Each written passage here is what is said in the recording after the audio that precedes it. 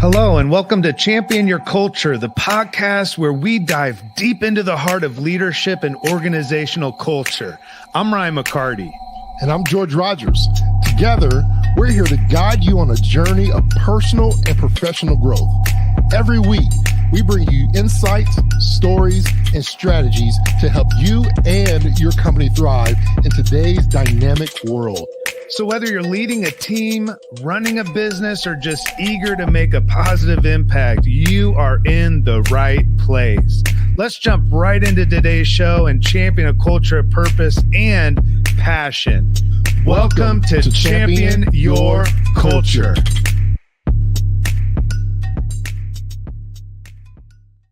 George.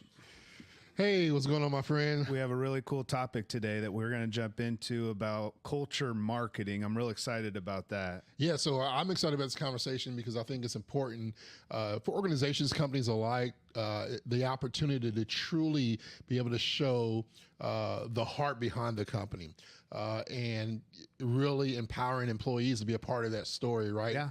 And so I'm excited about this conversation. Before we jump into the conversation, though, I want to ask you a question, just a question. Just want to get to know you a little bit because I haven't seen you in a while. But what's new in your life? Like, what's exciting going on? I wasn't ready for this. Oh, I know. I like to turn it for a little twist. I'll answer it first if that gives you a little bit of time to think about what's exciting and going on. Because I know there's exciting and new going on in my life. Shit, I have nothing new and exciting going on in my life that I can remember. Oh man! So what's steady and ready? What's steady and ready? What's steady and ready? Well, I'll tell you. Well, something new that's going on. Our oldest daughter's moving to New York City, going to NYU. So we're in the middle of all of that right now as we're doing life in general. Yeah. You know, both our girls are adults. And so it's exciting, but it's also having distance. Adult children is an entirely different dynamic than just having kids in your home. Yeah. Because when the kids are in the home, there's nothing more than they can do. They're not going anywhere. Yeah. But when your kids are adults, they're coming back and forth, in and out, you know, they're moving to different states or different countries, and then they're moving back home. And it's a really interesting dynamic having adult children. So what's new is what's also steady and ready. Yeah. Well, that's exciting. That's exciting still to be able to see the growth and of your children. And there's always that nervousness as well, right? Like what, you're far away. That's a flight. That's a 6 hour process. If you 10, 12 hours if you're trying to drive. It's wild. It's a wild thing. So yeah, shout out to the girls in your life that are my two daughters, Bri and Brenna, doing some great things. They're awesome. Great things in the world. That's awesome. For me, it's funny. I don't know if there's anything new outside of it's summer and school's about to start. Yeah. What's new for me is having a kid that doesn't want to spend time with me anymore. He'd rather have friends. Yeah. During the stages of 2, when we took custody of Dexter and adopted him at 2. It was like he loved me. We were always together, and then we moved, and then COVID happened, and he couldn't go anywhere, so he's still stuck with me. Right. And now at 9 years old, we're in this new neighborhood, and there's tons of friends. He's got school friends, and those kids hang out. We're not used to being in a neighborhood where people like knock at your door at unforgiving times of the day, morning, noon, and night. Unless they're Jehovah's Witness. Yeah, unless they're Jehovah's Witness, or they want to spray your house for bugs. And so you get all these kids, and so now we call them the cul-de-sac kids. And seeing Dexter develop, relationships and friendships, and it's kind of sad, man. It's almost as maybe cool and exciting, but challenging seeing a kid leave your house to another state. Yeah. Seeing my kid leave my house to another house and not want to hang out with me anymore. We ain't had a dude's date in forever. But maybe it's time for a new dude's date. Yeah, maybe it's time to spark it up a little bit on that subject. So, but anyway, let's get into today's topic that I'm really excited about. We got some awesome talking points that we kind of went over, some things that we want to kind of give to the audience, and I won't say kind of give. We are going to give it as long as you stay and receive it. But let's dive into this conversation of culture marketing. What is it? For those who like, what is culture marketing? I've never heard of that, that type of conversation. I never heard of that. For me, it's new. So what is culture marketing and why does it matter? The fastest way that I could describe culture marketing is you share about what you care about. And that's what culture marketing is. It's like what matters most to us and do people know about it? So I'm going to share about what I care about. Yeah.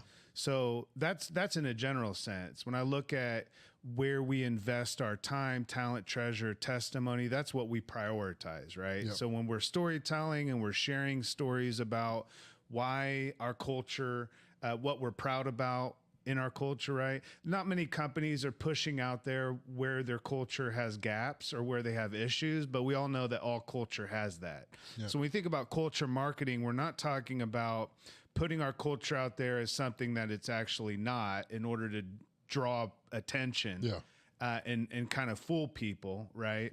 But what we're talking about is really being authentic with that and sharing what we truly care about as a company, what we care about as teams, what individuals care about. Yeah. It's bringing everything together into a narrative that we can share with our customers externally in our internal team members so that we can build a culture story that people feel a part of, that when they're reading about us, they can see themselves as a part of that story. Yeah. I think the best culture marketers, and this is for those that are in marketing, those are for that maybe you just are, would like to share stories about the good that's going on in your company. The best storytellers are those that tell the story in a way where people hear it, they feel like they're one of the characters. Yeah. Where we're not just telling this story about this is who we are. We're telling this story, and for those that are just listening and not watching, I'm saying we is just me, our company. Yeah. But this is who we are, right? Yeah. The company and all stakeholders collectively, because we talk about culture being how most people feel, believe, and behave most of the time. That's not just talking about the internal people, how they feel. It's how do our customers feel? Yeah. Yeah, that's good. So you're showcasing not just your company's mission and values, although that's a part of it, right? Your values are going to be intertwined to in hopes. If you're doing it right, it's part of that culture. So showcasing those values, those beliefs, that it then impacts not just, you talk about all stakeholders, not just your clients, but we're talking about potential employees. Right? Because other people want to be a part of something that is moving forward. Other people want to be a part of something that gives them life and meaning and purpose, as we often talk about. And so that culture marketing is just another dynamic of not just what you do, but it's showcasing why you do what you do. It's aligning those values. We were out in our community doing X, Y, Z. We're giving away book bags and backpacks because we know what it felt like to be able to go to that school and not have it. And the look of everybody else having it and being sad versus those kids who had their nice, sports backpack and they were excited. And so we do those things because of that. We help out in our community, with domestic violence and the domestic abuse because, I had a mother that was in that scenario, right? Yeah. And so giving back and standing up, mental health, so on and so forth. There are so many different things that our company does with Round Room, with TCC, Culture Good, Stash, shout out to all the other companies, Redux. Don't want to miss any of them. Did I say all of them? Yeah. Wireless Zone. And so... Actually, Redux isn't part of the family anymore. Yeah, there we go. All right. And so we are one of their vendors. We are one of their vendors. And so we have all these different things that we want to showcase within the organization. Yeah. That's not just for customers, but it's also for potential employees. Yeah. It's why employees that you have right now currently stay. Yeah. Because they're a part of something. Well, that's the idea is like when we're doing culture marketing well, what we're doing is we're creating an opportunity for people to be compelled. So when you're talking about sharing meaningful moments, right? Every movement requires a moment. And you can turn a moment into a movement when more people connect to that moment. And so looking for moments within your organization that are meaningful, that provide a sense of purpose, that give people a feeling of something. So good culture marketing answers the question, what is the most compelling reason you can give me to come work for you? What is the most compelling reason you can give me to do work with you as a customer or vendor? So it's compelling. What we're looking for is not just simply saying, okay, here's our culture in a picture, right? Like we utilize culture marketing all the time within our family of companies. And in doing so, what we're doing is we're calling out to the hearts of people. We're saying, if your heartbeat is like our heartbeat, you'll probably want to work with us or work for us or know us as a company that's more than just products and solutions. If you don't have culture marketing, what you're going to be known for is just what you do. Culture marketing allows people to understand why you do it. That's the primary difference. And I think this is more than just marketing for a PR stunt. This is more than just going out and doing good or writing a check so you can take a picture and say, look what we did. It's really about compelling people with a message that speaks to their heart, their soul, right? It's that part of marketing that a lot of companies miss and do so in a way that's inauthentic sometimes. But I think if we do culture marketing well, what we're saying is, this is what matters most to us, and this is why it matters to us. When you say that, I think about some of the benefits of culture marketing. Then I think about that authentic connection. We talk about authenticity all the time, and how me being able to share a story of value. I think about some of the impacts and the stories that you've shared with some of the good that's been done in organizations, not just here, but what culture good has done throughout the states, right? Overseas as well, the impact that you have brought. And so showcasing that authenticity, I think about the human elements of that, the human aspects of, man, that story meant something to me. As a person on the other side of the table receiving, like even now being here, and I see some of the LinkedIn messaging and the marketing that's going on within Culture Good and TCC, and I think about some of these stories, and I'll scroll and I'll see, I'm like, man, I didn't even know this happened. I didn't know, I know we got different groups that are out doing different things, different departments, whether it's the big good, our good, my good, whatever it is, but seeing this and being a part of it internally, but also seeing, man, I didn't know Ryan really had a passion for that, but seeing Ryan's story being on social media, it's like, man, now hey Ryan, why don't you tell me about this? Or Ryan, share more. It's that authenticity connects me to something that's like even more powerful. But to your point, you have to do it before you say it.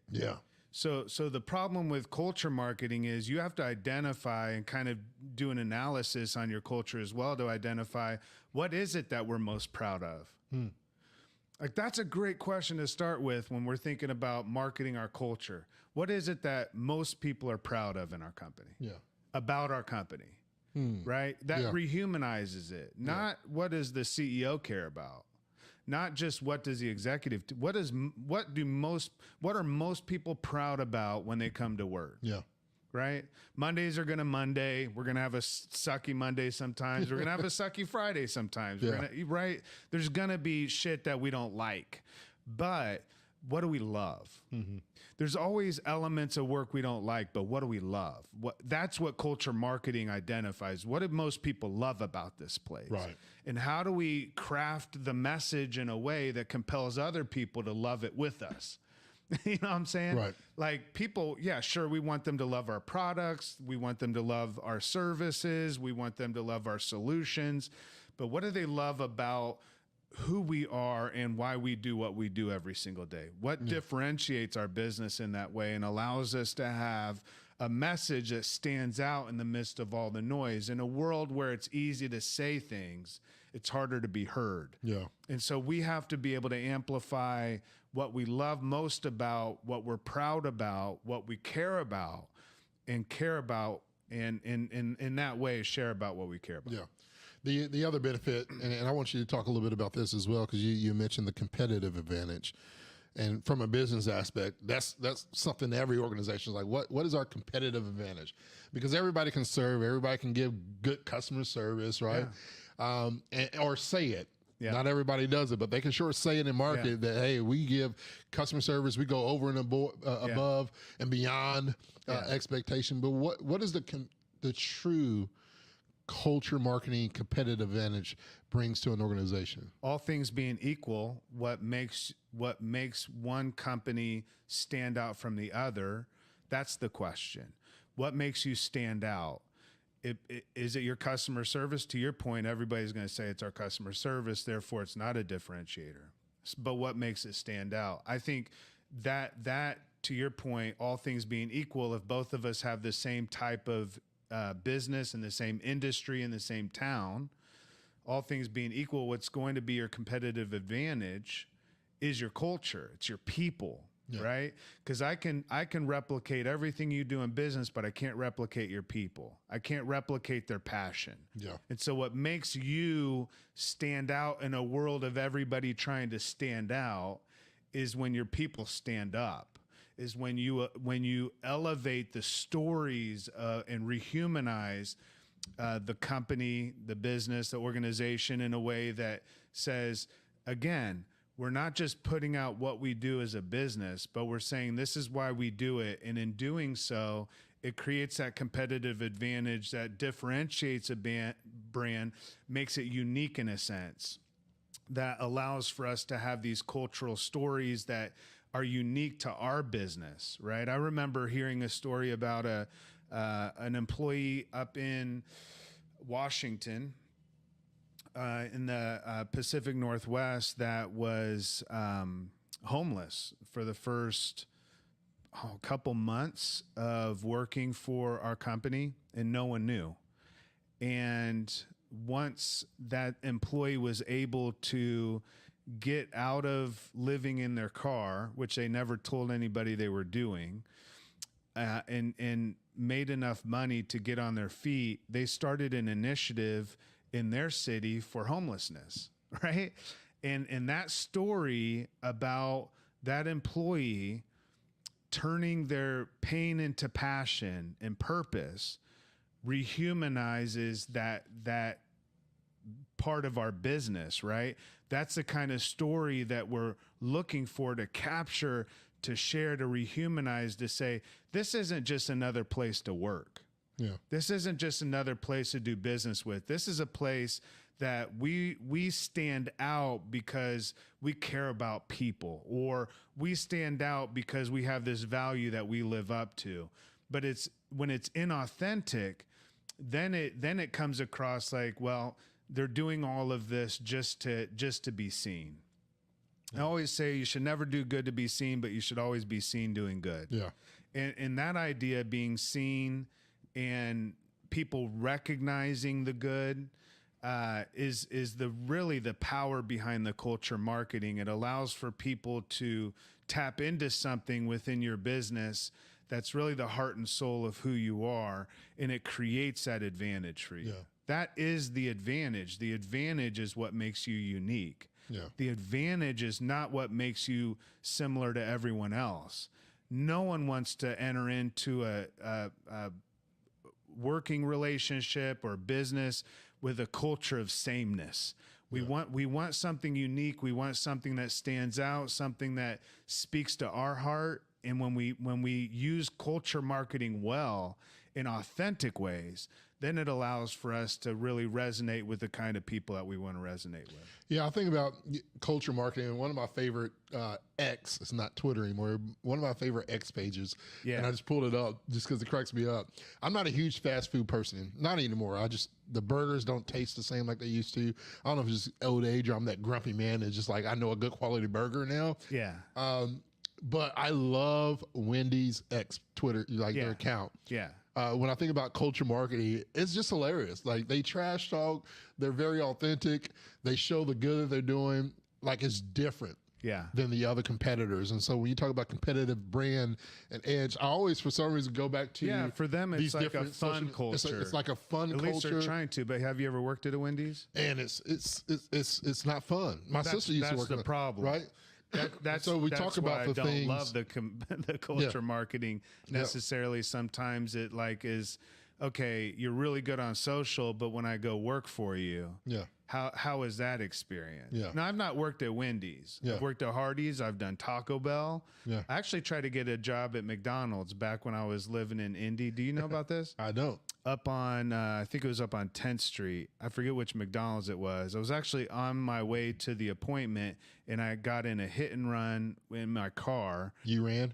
I didn't run. Okay. They hit me and ran. Okay. It was my only car. I was 17 at the time. That car got totaled. I was on my way to an interview at McDonald's, but I wasn't trying to flip burgers. I was trying to be a maintenance. They needed maintenance for like that store and a couple others. I did not get the job at McDonald's. I got turned down by McDonald's, yo. 17-year-old. You know what that does to your ego, brother? So I don't know about Wendy's, but I'm just saying like that speaks to a couple of things. It does show the type of culture they want to build, or that they have a really good social game. But does the social game align with the actual day-to-day operations and the work? Yeah. Because if not, then your employees are like, oh yeah, we're funny on Twitter, but it ain't funny when we come into work. Yeah. You know So Wendy's, I want to know, is your culture fun? Do Right. people, do employees really enjoy to be there? I would love to see a social media post hearing from an employee. The actual employees. Hey, in Indianapolis, if you can find an Indianapolis Wendy's employee, maybe we should go and just ask ourselves. Yesterday saw a picture on Reddit of a Wendy's burger that someone got, and the entire bun was covered in mold. Oh So, my. Yeah, so that's a and that happens. There, millions of burgers go out every day. We're not going to get a sponsorship deal from Wendy's. We're not going to get into all the slaughtering of animals along the way. I'll slap some burger, yo. I love burgers, man. But I'm just saying, like what has to happen though within a culture marketing strategy is all of that needs to be aligned, so it's not just hot on X. Yeah. You know what I'm saying? Right. Like you've got social, you've got your site, you've got your blogging, you have your newsletter, you have in-store messaging or whatever the store office looks like. So you have messaging, and aligning all of those methods of communication and messaging with your values and with your strengths as an organization and what you care most about, and whether all of that is aligned together. Great culture marketing doesn't live in a silo in one area of your business. Yeah. It considers all the aspects and areas of your company and all your stakeholders. And it says, how do we find stories that speak to all these segments of society that we want to talk to? We're talking about the pitfalls of culture marketing, right? Yep. And where we've talked a lot about the inauthenticity of culture marketing, where people are, obviously companies will try to promote for the sake of promotion. Right. And then the second thing of it is over promoting, right? So like when we were younger, I was talking about how we, if somebody's like in our face talking all the time and they're like spitting at us, we're like, say it, don't spray it, right? Yeah. Like a lot of companies are spraying it. So they're just promoting their culture, not considering like, how is this connected to the overall story that we're trying to tell? Because again, as we started this conversation, the best culture marketing tells a story where people can see themselves as one of the characters in that story. Yeah. So we don't want to just tell this story as this is who we are as a company. This is who we are together. Right. That's the difference with a solid culture marketing. Yeah. So strategy. when companies go to design, right, they want to have this effective strategy. And I always say, and we say it all the time, you have a business strategy, you have a marketing strategy, you have a sales strategy. Most companies don't have a culture strategy, or even an HR strategy for the people that they thrust a lot of this responsibility on. We're saying within your culture strategy, one of the things you need to design to be effective, especially with culture marketing. And I want to give 4 things that we wrote down. We felt like these are the most important 4 things that people can start with. Yeah. Just start. This is not how you're going to have a great marketing impact, but these are 4 things that you can do. The first one is a culture audit. Yeah. Well, I think this does lead to having a great culture marketing strategy. I mean, this really is great because before you can be authentic, you have to know what is authentic about you, right? So when we're doing a culture audit, what we're looking at is we're looking to check in and check up into our organization and capture those stories that are being told that reflect the true authenticity of the company, the values of the company, the cultural identity, right? So what is our cultural identity? Who are our stakeholder profile groups? Like, how do those segments connect into the culture, and whether that culture audit or not, but we need to ensure that what we're sharing out there when we are sharing the stories of the organization and we're doing this culture marketing, that we've done an extensive audit of all of that to ensure that everything is saying the same message, right? That we have that. And also looking at our own culture and saying, okay, how do we assess the culture? I've been working on a culture assessment that we can put on our site. So be looking for that on cultureofgood.com. That's going to be up and coming, where people can just go on and do a cultural assessment, kicks back like some questions that you and your leadership team can ask and talk about, some conversation starters, but it allows you to even audit your actual culture. But then you can start to audit the culture marketing as well and say, okay, does all of our messaging align? Is there a consistent story that reflects truly the identity of who we are? Yeah. That's important.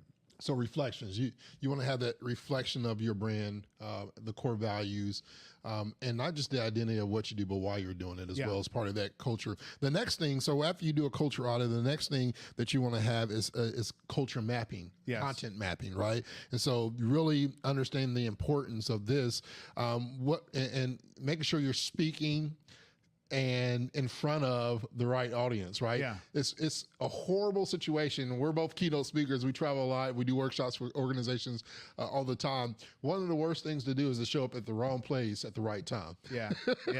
Right? True. You want to have the right marketing or with the wrong message and the right audience for the right people, right? And so you talk about doing that culture audit. Once you understand and it's aligned that your storytelling is a true reflection of your brand, it's a true reflection of the heart of your people, it's what they feel, believe, and how they behave, not all the time, but most of the time.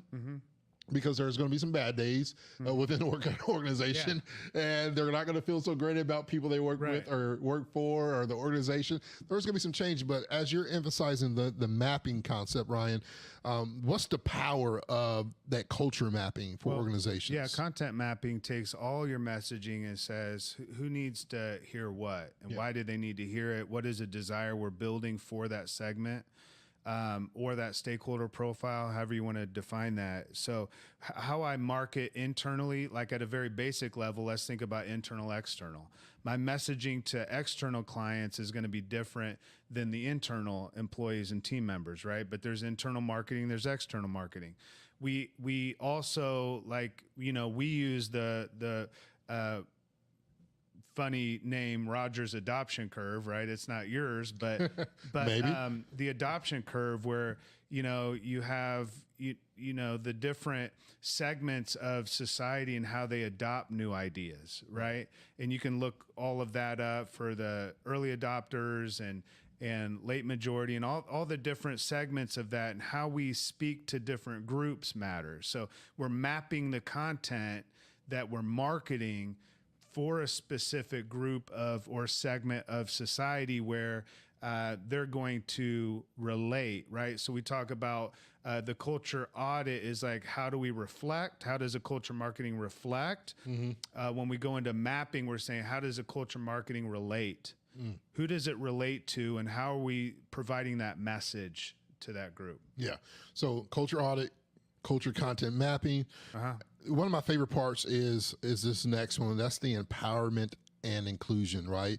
Highlighting the roles, responsibilities, if you may say, and setting that expectation where you're empowering employees to contribute right? Because a lot of times we see organizations in the company as a CEO, as a CFO, as a sales and marketing guy, right?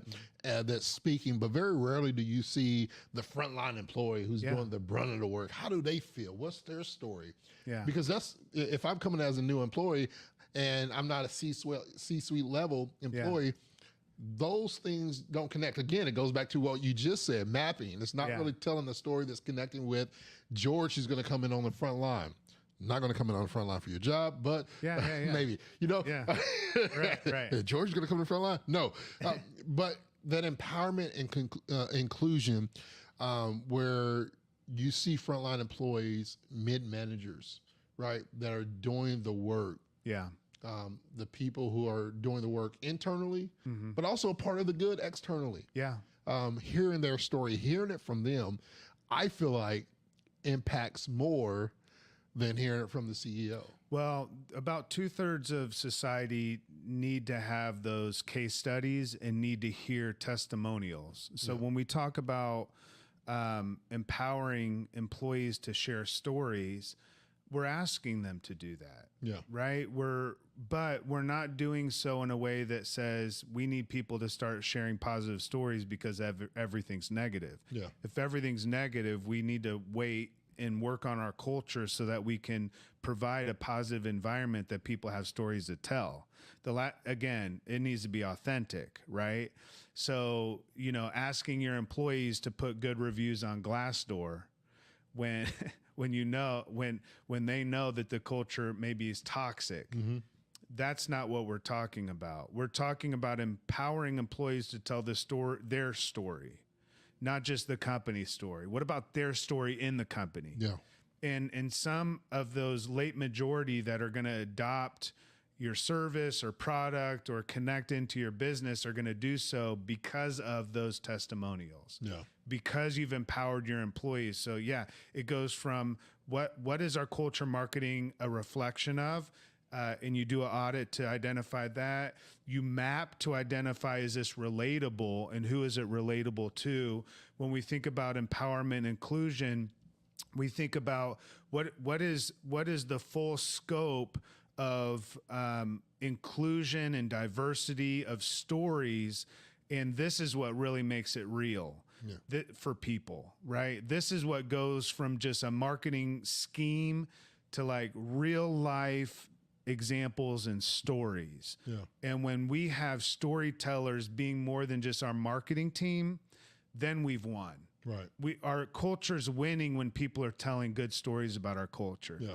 And either being asked to do so or not being asked to do so. To your point, as you look at people's LinkedIn, are they sharing stories of their own work only, or are they sharing stories about the collective work that's being accomplished together as a full scope shared purpose? Do you feel that when they're sharing the stories? And so we're saying inclusion and empowerment really matters because we want to hear a diversity of stories. So a diversity of people can connect to what we do and why we do it. Yeah.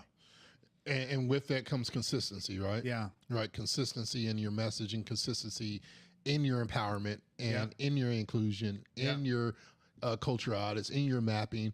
And so number 4, we'll end the strategy with being consistent with your message and how you promote it, because it should always be aligned, right, with all stakeholders in all aspects of your business, not just what you do, but while you're doing it.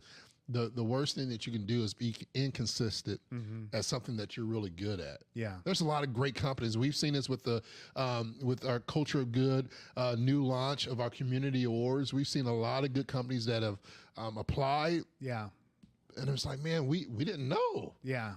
Telling that story, being consistent at telling that story. Yeah. As you said earlier, it's not because you want to be seen doing good, but you should always be seen doing good. Yeah. Right. And so you're not promoting it because, hey, pat me on the back, I'm doing this great. You're marketing this because the impact it makes to your stakeholders. It inspires people, right? At the end of the day, the reason that we're consistent with our messaging is because we want to inspire people. Yeah. We want people to feel something. We want them to connect to the heartbeat of the business. We want them to say that company has a soul, right?